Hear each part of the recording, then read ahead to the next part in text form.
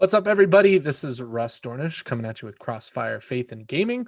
We are a online faith-based gaming community located on Facebook and now located in a lot of other places. That's But right. joining me today is my co-host, the Reverend David Petty. How are you doing You always today, say that David? like it's a surprise. Um, yeah, so my name is Reverend David It's a cool Petty. title. It is a cool title. It took a lot of years and a lot of study. My name is Reverend David Petty, and I am here on the podcast. We are excited to be in so many places. We're on Twitch, we're on Twitter, we're on Facebook, we're on. I don't think we have an Instagram yet, but maybe someday.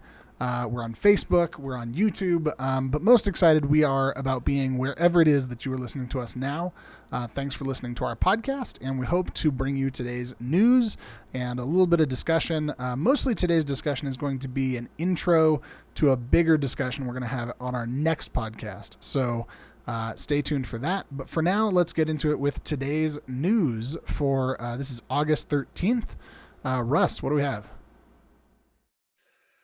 Well, the big one, the biggest piece of news I think that's happened in the last couple of weeks, and It's the it's biggest one that piece we of all news saw coming. that's not happening.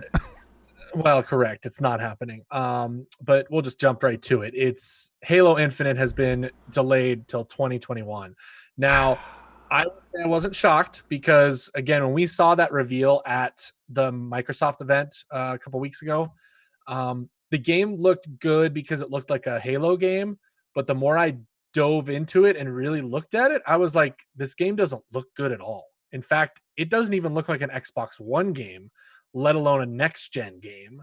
And the fact that PlayStation right now has games like The Last of Us and Ghost of Tsushima out that look so pretty, this game looked really bad. Yeah, So I I'm think not surprised. But especially as a game no, that go you're ahead. touting as a next gen game for your next generation of console. I would say again, it didn't look terrible, right? Certainly, from where we've come, it was not. We're not back to Pong, but people expect next gen graphics from next gen consoles, and this just looked like last gen graphics for a next gen console. Yeah, I think they're probably right to shift that release to 2021. But I do think it's going to make it hard for them to sell consoles come November, which is our next piece of news that they have confirmed a November release date. On IGN, Yep. an article about the Xbox Series X release date says that they might be releasing as early as November 6th. But I do think then for our next piece of news, the question is, and this comes from Eurogamer, with Halo and the lack of excitement for the Series X, is it all steam ahead on XCloud? So, Russ, I'm curious. I talk about Stadia all the time. What are your thoughts on XCloud and how this announcement makes people maybe more likely to go to XCloud or less likely? What do you think? Well, I think what it really does is, again, it goes back to the messaging we've gotten from Microsoft for the last few months. And that is they're trying to build an ecosystem, not a console platform. So PlayStation is building everything around the PlayStation brand. Microsoft has decided to build everything around the Microsoft brand. And that includes much more than just Xboxes. So that includes PC, which is why we're seeing the push for Game Pass. We're seeing now, obviously, the push for XCloud. I think Xbox has kind of started to see the so-called predictions coming forward that maybe they shouldn't just focus on the games or the console itself because Sony's doing such a good job with that.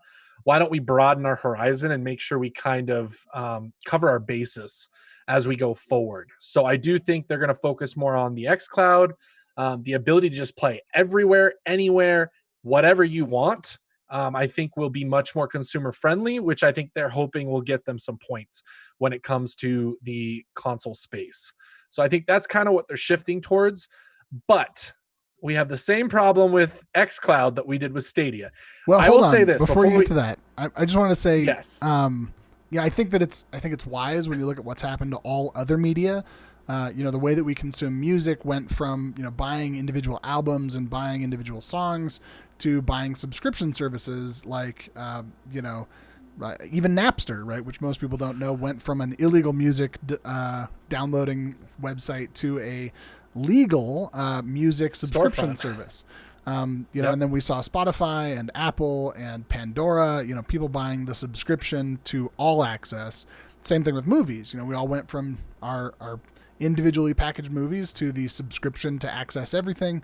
So I think xCloud going this way is the future of gaming. I think they're right on with where the platform can go, and I think it's interesting that they're distancing themselves, it seems, more and more from the actual box. It's almost like Xbox isn't trying to sell you a box anymore. Like the box is just a thing that comes with it. So it'll be interesting to see how that plays out. But as you were saying, it is not without peril. Tell us why. Well, okay, so this is something that was an issue with Stadia. I think this is actually good for Stadia that this is happening because this is a bigger platform that people are making a bigger deal out of it. Nobody said anything about this when Stadia had the issues, which is xCloud is not coming to iOS, and it's because Apple is blocking them, just like they blocked Stadia, just like they've blocked a lot of different apps that people don't realize have been blocked. And so it's interesting because I think this is bringing more attention to that and could possibly put some pressure on Apple to change their policies. So my idea and my thoughts are, and I've seen it already in Stadia communities, is people are posting different, signature requests to try and get it on there to get Apple to change. So this is bad. This is not good for xCloud because you want your xCloud service available on every mobile platform. And one of the biggest ones is obviously iOS with iPad and iPhone. So Right. I think, And I think hopefully people there's gave change. Stadia a little bit more leeway because it was, Stadia has been from its release, it's still in development, right? We're still seeing like beta. So the talk in the Stadia communities that I saw was, well, it's coming, right? It's coming to iOS. It's just not there yet. They're still working on the platform. There was never an official shutdown until now where Apple has said, actually, no, the gate is closed for Stadia and xCloud, which is a huge blow to cloud gaming. But I think it seems, that's a huge blow to cloud gaming, but it also seems like people are fighting back. So I want to talk about something that my almost 11-year-old son just ran in the room like 10 minutes ago to say, Dad, come look at this. So he's playing Fortnite, and all of a sudden there's this pop-up on Fortnite saying hashtag free Fortnite. I'm thinking, what in the world are we freeing Fortnite from? Fortnite wants you to think that they need to be freed from the tyranny and the oppression of Apple and the App Store. So they've got this ad that's up that is a Fortnite redo of the movie 1984, which we all know is the same movie clip that was used in Apple's Mac launch back in the day when they launched the, I was going to say MacBook, Yep. not the MacBook, the Macintosh. I mean, the first Macintosh. 1984. So that commercial gets aired. So this is Fortnite, Epic Games taking a shot specifically at Apple, calling on their entire user base, which is massive, to tell Apple to let them through. So this is interesting to me because there are far more people playing Fortnite than there are people playing xCloud and Stadia combined.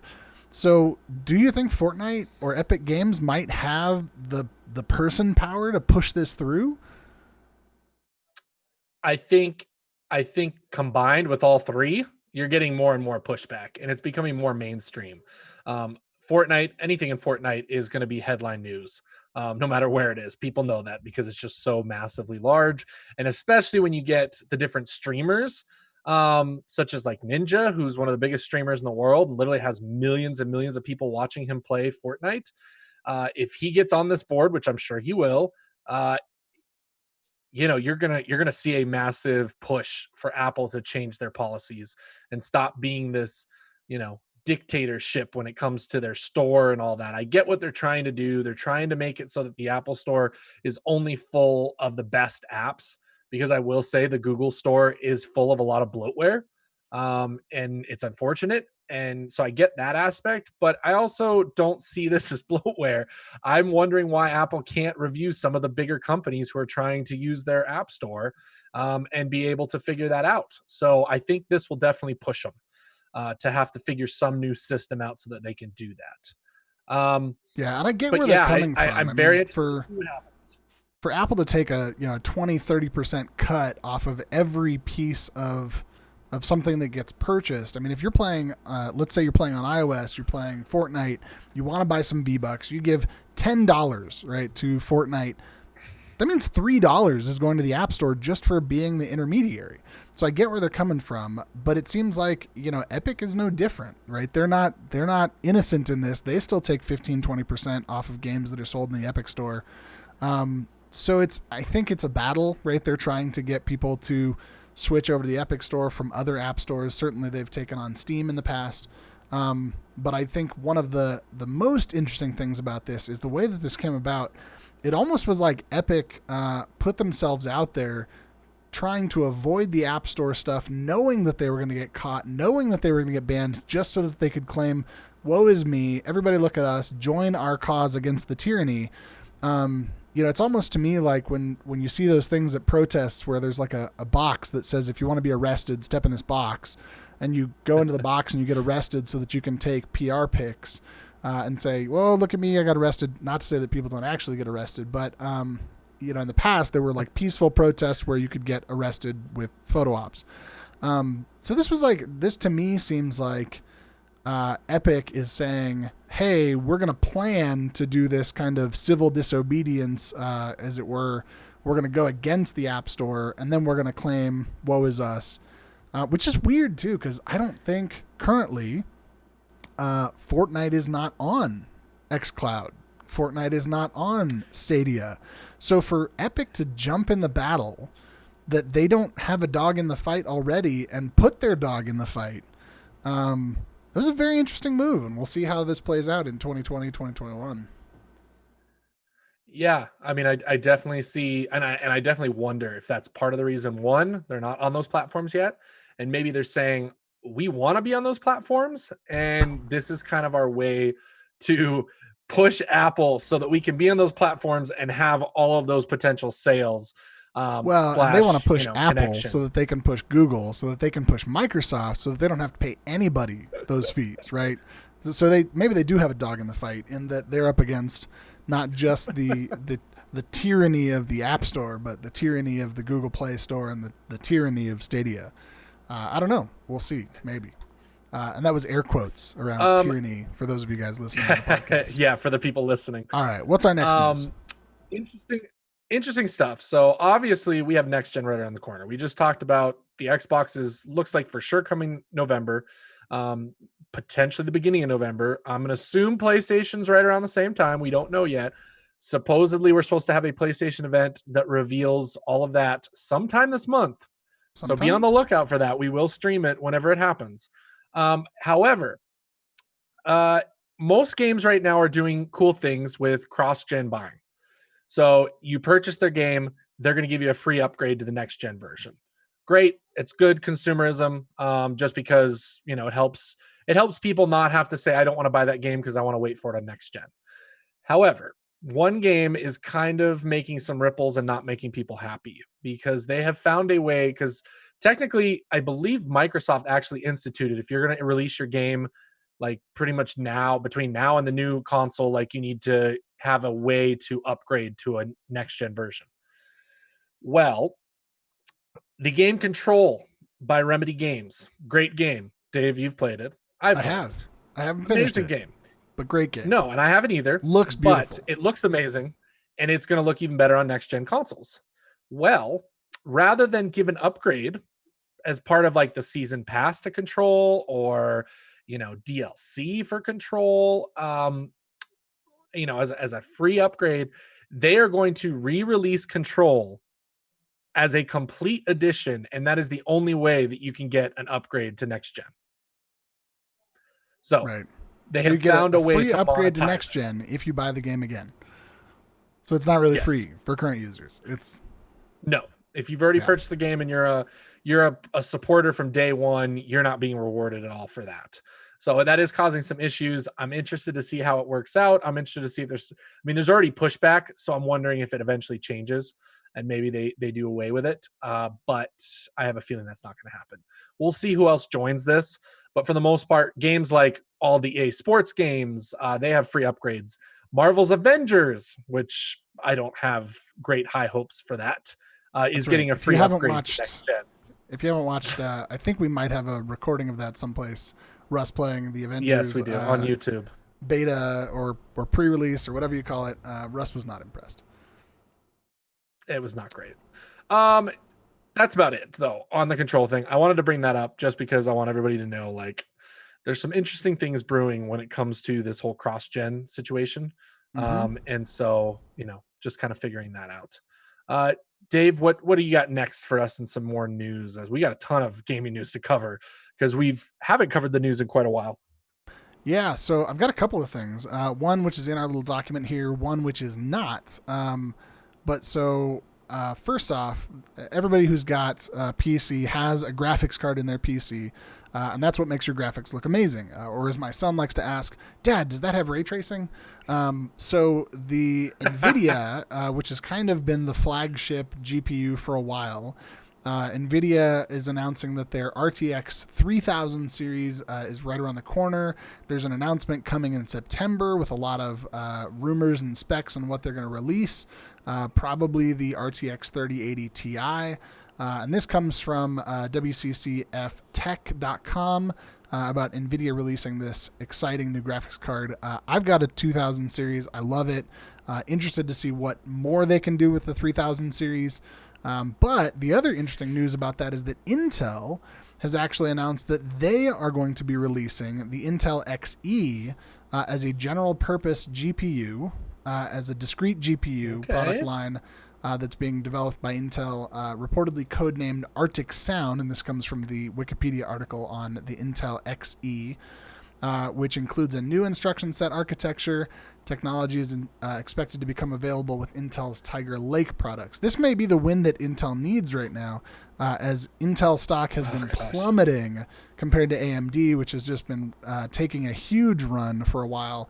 The other thing, AMD with their 7nm technology for their processors, for those of you guys that don't know what that means, essentially means they can cram more stuff on the same size chip, more, better, faster.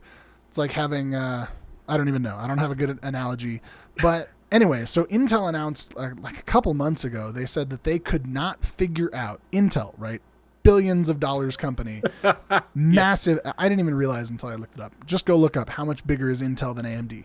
Intel, this massive behemoth of a company, could not get their 7nm technology figured out. They're still on 14nm. It's like, I don't even know. I don't even know what to say to that. That's like, it's not good for them.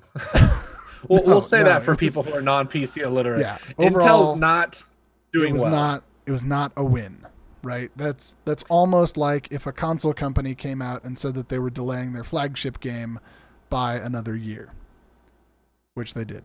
So anyway, Intel, not so good, but maybe getting a win in the GPU department. We'll probably have more for you on that in September when we get a chance to look at more GPUs. But for now, I want to talk about something that does go fast, and that is skateboards. Who loves skating? Oh, I know I do.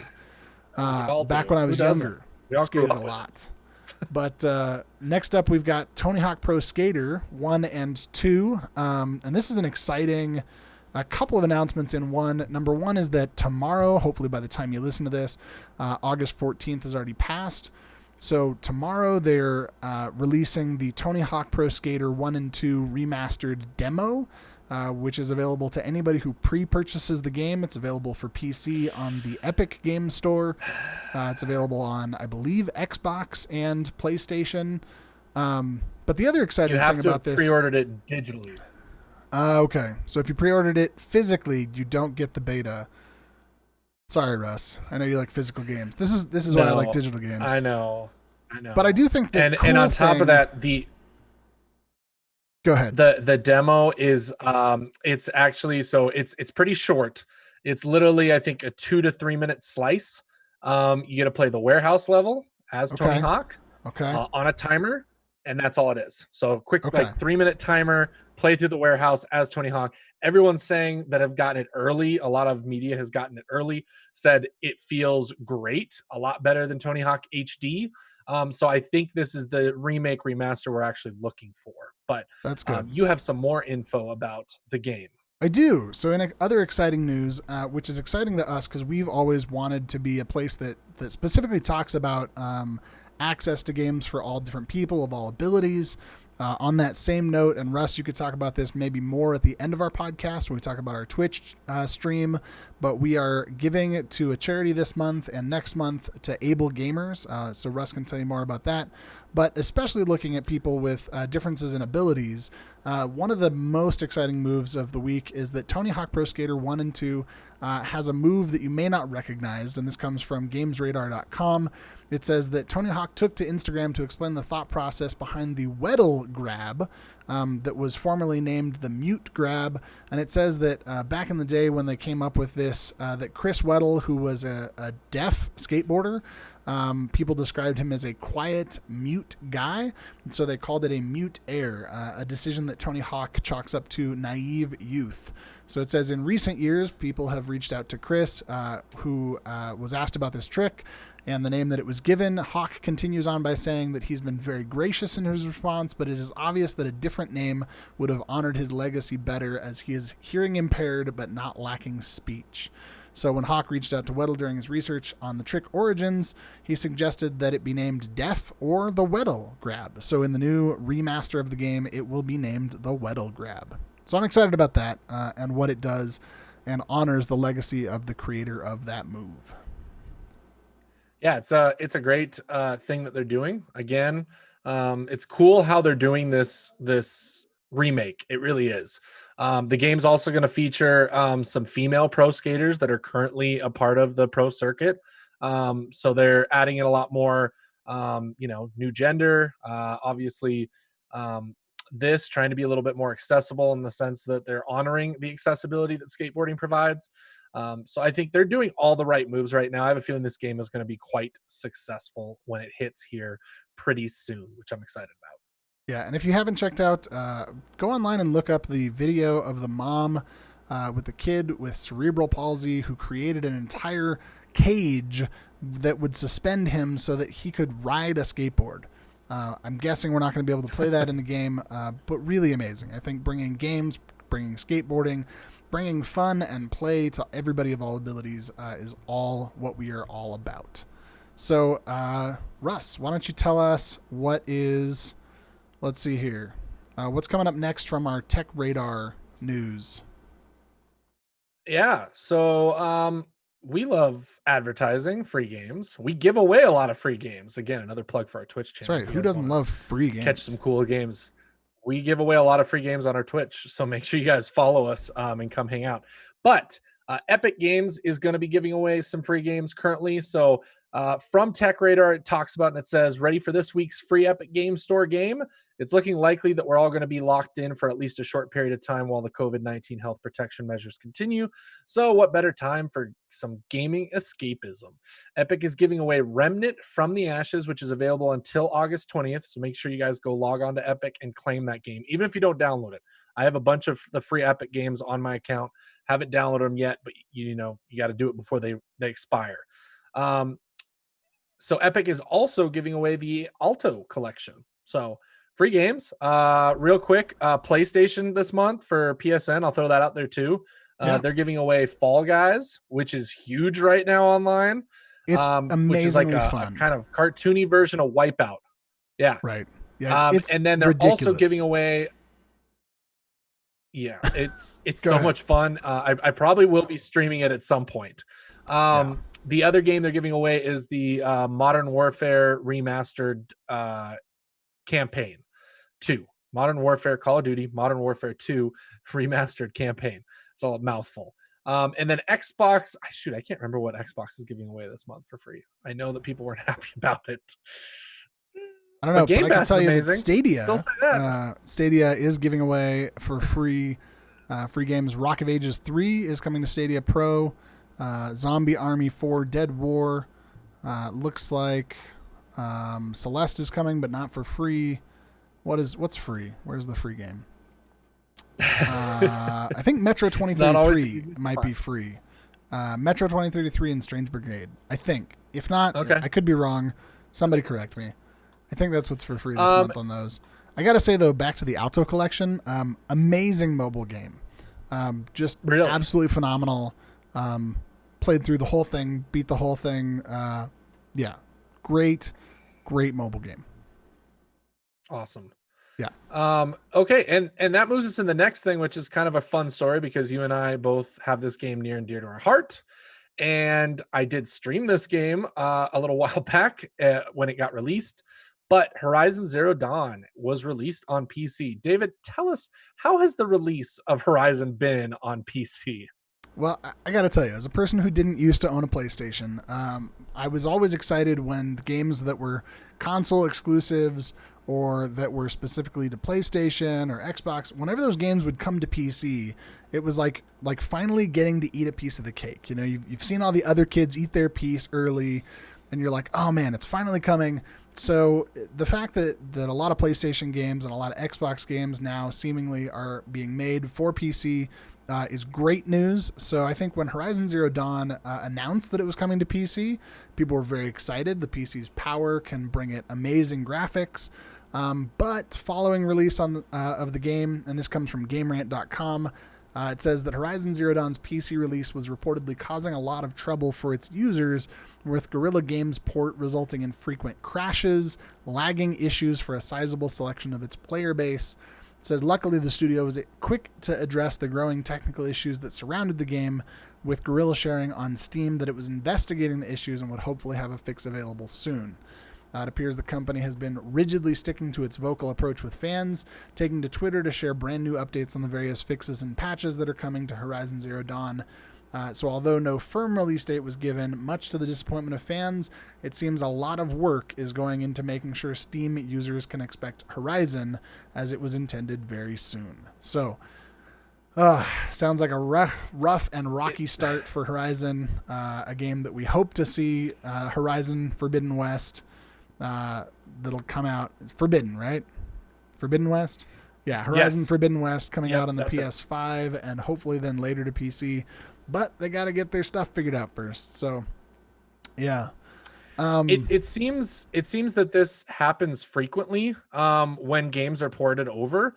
Whenever there's a console version of a game and they bring it to PC, there seems to always be an issue. Whether it was Red Dead's launch on PC, not great. We could go back to Batman's launch. Batman Arkham Knight had the worst launch ever on PC, that they had to remove the game altogether and refund it for everybody because Not the good. game just did not work at all.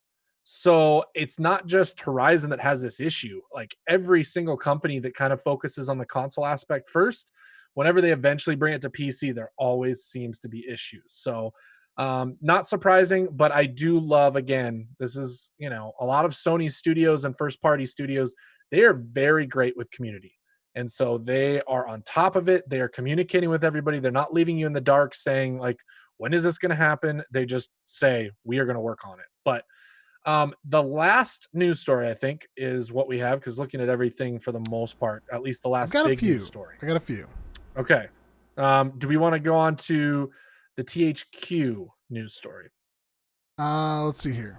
I don't see it in my document. I don't see the THQ. We got Fall Guys Where's that? confirmed. THQ, Oh yeah. THQ Nordic. Yep. Yep. So THQ Nordic, which is a game studio, announced that it has purchased 4A Games, which will not only continue the popular Metro series, but will develop new franchises as well. This comes to us from Game Rant. It says THQ Nordic's parent company Embracer Group has announced the acquisition of Metro Exodus developer 4A Games. Announcing at the press release, the acquisition has an equity value of $45 million and is part of an ongoing strategy for the Embracer Group, which currently houses over 170 owned franchises, including Goat Simulator, Dead Island, Darksiders, and more. While Dead Island 2 is yet to be released, both Goat Simulator and Darksiders have seen releases of games this gen, with Darksiders Genesis releasing last year. So this is one of those that is kind of a quiet company. You don't hear a lot about it. It's not the EA games or the Blizzard but it's big. The number of franchises that they have, that's insane. Yeah, it's they have gone around very quietly. A lot of people, when they first popped up, a lot of people were like, what the heck are they doing? because they were just buying random IPs that had been dead for years. And then all of a sudden, overnight, they started announcing new games in these series. And you're like, how are they doing this? And so they have very quietly grown to a massive, massive size when it comes to a third party developer. And by that, I don't mean like, there are third party developers, obviously, that are out there that are massive, Ubisoft, EA. Um, but for them to kind of do this overnight in like a couple years has been insane. So whoever this group is, whoever has this money, they're trying to like quietly compete with the biggest companies in the world when it comes to gaming. I'll be very interested to see how they do and how the release schedules look on these games, and whether we see a lot of the games that are in development or if issues come up down the line. But I'm very interested to see what happens with that. So what do we got up next? So the last news of the day is a study that comes out, released news article 19 hours ago from Game Rant. It says a study finds video games boost literacy and emotional well-being in kids. So this is one of those things that has always been near and dear to me. I've got a couple of kids of my own, but especially as we talk about gaming, I think it's important for adults to find a place to game and to play and to have fun, but also you got to find that balance. One article that I referenced a long time ago was an article out of a British study where they did it was like 10,000 households. And what they found was that more important than the gaming itself, or, as we all talk about screen time for kids, is the quality of that time, right? So the difference of if you say, okay, Timmy, I don't, go into the other room and go play Fortnite, versus if you say, hey, family, let's sit down and let's have a Wii bowling family night. Or if you say, here's an iPad, why don't you learn the alphabet on the iPad because it's going to teach you the sounds and the symbols and all that kind of stuff. So we're seeing again here out of this study that the quality of that screen time changes. So it says the new study comes from the UK and the National Literacy Trust, which took a look at nearly 5,000 players age 11 to 16. An average of 2 to 5 players were motivated to read about games from sources like news sites and books after playing them. In addition, the study revealed that a whopping 73% of their players said games made them feel like they were part of a story, boosting their interest in narratives in a way that could potentially lead to more interest in reading or writing. It says the benefits don't stop there, that children in the study noted games help them to imagine themselves in someone else's shoes, indicating that video games might have an impact on kids' development of empathy. Furthermore, a large amount of the participants used video games to stay in touch with friends and family during the COVID-19 lockdown. I can absolutely attest to that with my kids. Yep. It says giving them a way to stay emotionally involved even at a physical distance. Kids weren't the only ones quick to sing the praises of games, as 60% of the parents interviewed felt like chatting in games helped to support the mental health of their children.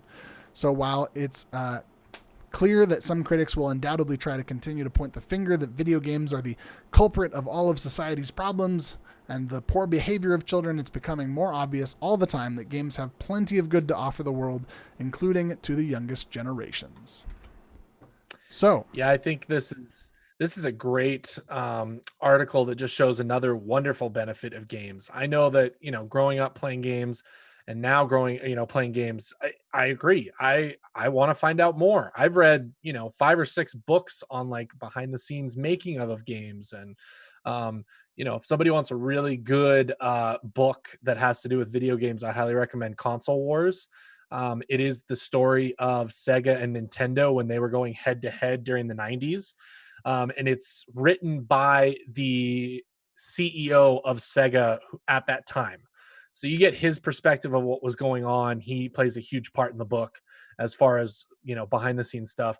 Reading that stuff is just so fascinating. And I think gaming has kind of helped me increase my interest in that and increasing my knowledge of that. And so I definitely see where the study's coming from. And I always love, the different studies that really show that gaming doesn't need to be this pariah in society that people don't like. Gaming can be something good for the world, good for kids, good for parents. What most of the time people want to focus in on is what we would call gaming addiction. And the real truth is everything has an addiction. There is something in everything that we do in everyday life that people can become addicted to, and it's bad. But just because you want to focus on gaming addiction itself, I don't think gaming at itself needs to be considered poor or bad like we sometimes do. Right. I think it's all about finding that balance. And so this is where we're going to talk a little bit about the kind of a teaser for what we've got coming up for our next podcast. We're pretty excited to invite a good friend of mine, Shay Champ, to the podcast, and she's going to talk about kind of her family and how they find the balance in between gaming and not gaming, and family time and not family time. But also, I just want to say, from my own family, I found that the most important thing is communication.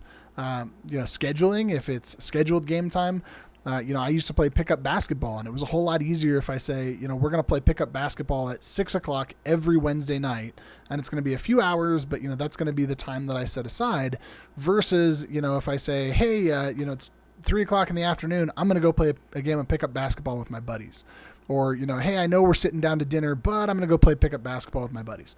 Same thing is true when it comes to video games. Scheduled time, limited time, and a balance between family time or personal time, work time, certainly, as long as it's not interfering with your work or with your relationships, I think it's good. But I think it's all about finding that healthy balance. So, speaking of healthy balance, that's probably why here in about 4 minutes, we've got to end our podcast. I've got to run over and take care of some family duties. But Russ, any last thoughts on finding balance? What about you? You've got some commitments at home that I know are changing and evolving. How are you going to employ strategies to find balance? It's going to be a lot of scheduling. It's going to be a lot of time management. I'm thinking about getting a planner and actually planning out, okay, this is when I'll have time to game and I cannot feel, guilty about it. I think that's huge. And there's another benefit, honestly, to gaming is how can we teach our kids time management skills of you have homework tonight. How much time do you think homework will take? Okay, let's map that out and then see, okay, where is gaming going to fit in that? So I think that's going to be an interesting conversation. We're all going to kind of bring a different, piece to that. Me being a married man with no children, but a ton of commitments. You being a pastor with a ton of commitments, a family man.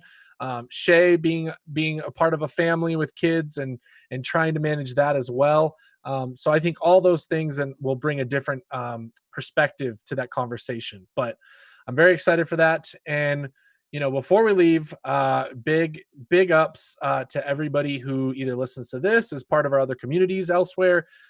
We've been really blown away by the support and just the incredible backing and voice we've had from so many different people of how much they're enjoying all the stuff we're doing, the different ways that it has affected their lives, added things to their lives. We do appreciate, you listening to this, joining the Facebook group, checking us out either on Twitter, YouTube. Twitch has become a huge source. And like David was saying earlier, this month and next month, all of our Twitch, or a majority of our Twitch revenue is going to be going to able gamers. And we have a matching grant that will match up to a certain amount. And so we are hoping to hit that amount so we can do that full match. And so we're pushing that right now. So wherever and whenever you listen to this, make sure you check us out at Twitch. Even if you don't really watch gaming, your support there is still much appreciated. And there's tons of different ways you can support us there. If you have Amazon Prime, you can give out a free subscription to us that'll give us support. So I think that's a huge aspect to it that I think we can get a lot of support and do a lot of good with, because that's kind of been our goal here is how can we do good in the gaming community? And so that's what we're looking at and starting to do. So Twitch, just search CrossFire Podcast on Twitch and you'll find us there. Church for Gamers is our tag on Twitter now. So make sure you check us out there. Crossfire Faith and Gaming on Facebook, Crossfire Faith and Gaming on YouTube. Am I missing any, David? I think we got most of the different social media platforms. Yeah, that should be everything. And and if you're listening to this or watching this on YouTube, you can get our podcast wherever you find your podcasts: Spotify, Apple, a bunch of other places, SoundCloud. So make sure you check us out. Make sure you share us. I want to bring back the positive spirit of evangelism and sharing what we're doing and telling people, oh, there's my alarm. So it is time to wrap up, but I want to share this with everybody that we can do good in the world and make a difference. So thank you for continuing to support us, and I'm going to sign off. We will see you guys next time. Make sure you thank you guys so much. Check in with our community and become a part of everything that we're doing here. We'll chat with you later. God bless. CrossFire.